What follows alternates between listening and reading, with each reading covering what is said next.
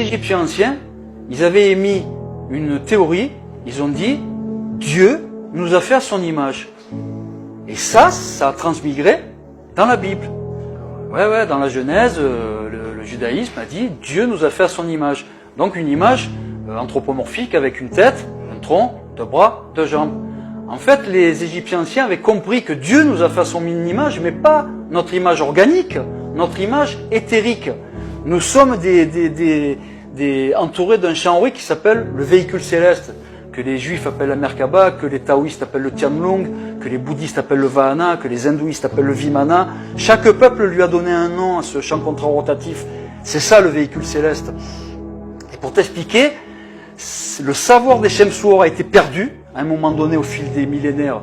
Et les juifs, quand ils ont fondé leur religion, sauf les anciens détenteurs, les scribes du temple d'Amon qui avaient appartenu à la caste Shemsuor, ça, eux, ils vont fonder la Kabbale juive.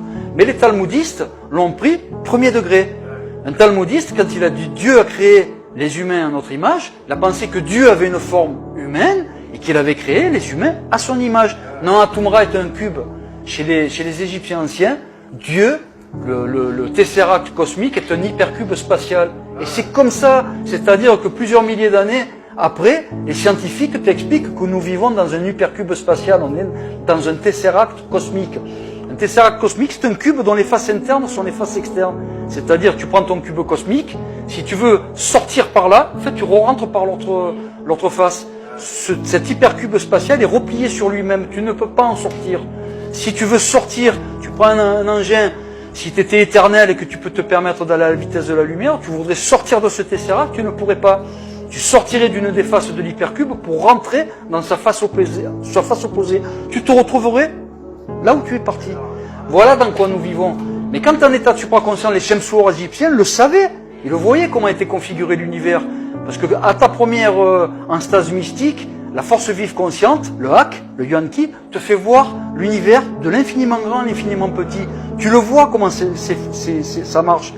Et comme ils ont compris, ils ont dit, mais mince, mais en fait, Atum, parce que le Tesseract, il appelait Atumra, l'indifférencié, ils se sont dit, mais mince, cette structure cosmique, elle est identique à notre propre véhicule céleste.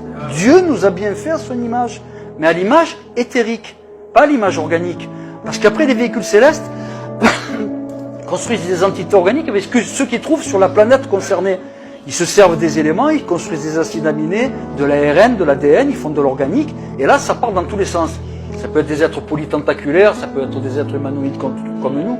Il y a mille et une, tout le système, tout l'univers est habité, mais il y a mille et une des milliards de configurations possibles organiques. Par contre, les véhicules célestes de tous les êtres à quatre creusets de l'univers sont identiques.